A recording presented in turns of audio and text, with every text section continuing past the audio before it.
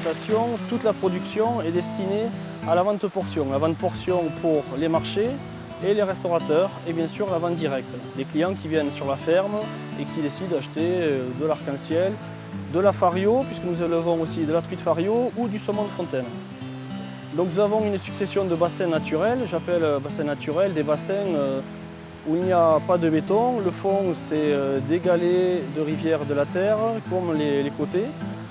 C'est des bassins qui bénéficient d'une eau de très bonne qualité, l'eau du Touille, qui est un torrent de montagne de première catégorie et qui nous permet d'élever ces trois variétés de poissons dans les meilleures conditions possibles. En bio, on est obligé, comme on n'a pas le droit de traiter les poissons, donc on est obligé en amont de prendre des mesures pour éviter la mortalité.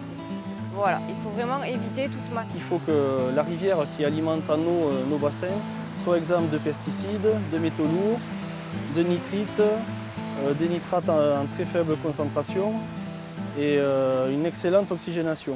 Pour faire simple, plus on va monter sur notre pisciculture, plus on va avoir affaire avec des poissons difficiles à élever ou de taille réduite. C'est-à-dire les poissons qui demandent le plus d'oxygène, une eau la plus limpide possible, ils seront en tête d'exploitation. On a privilégié les circuits courts, on a une petite production, on fait à peu près 6 tonnes par an, donc c'est vraiment peu dans le métier.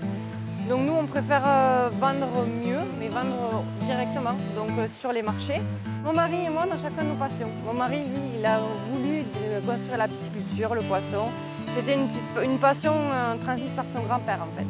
Donc le poisson ça lui a toujours plu, on s'est autofinancé la pisciculture et on s'est lancé un petit peu à l'aveugle là-dedans. Et moi j'ai toujours voulu travailler dans le tourisme.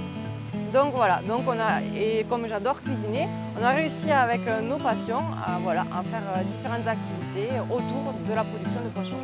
Donc tant la production, le lac de pêche l'été et le labo pour pouvoir cuisiner.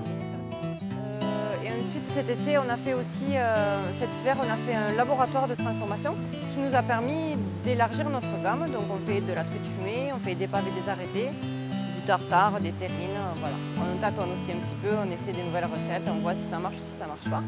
Donc nous on le propose en vente sur les marchés, ici l'été sur le lac de pêche et toute l'année on a un point de vente qui est ouvert le vendredi et le samedi, toute l'année.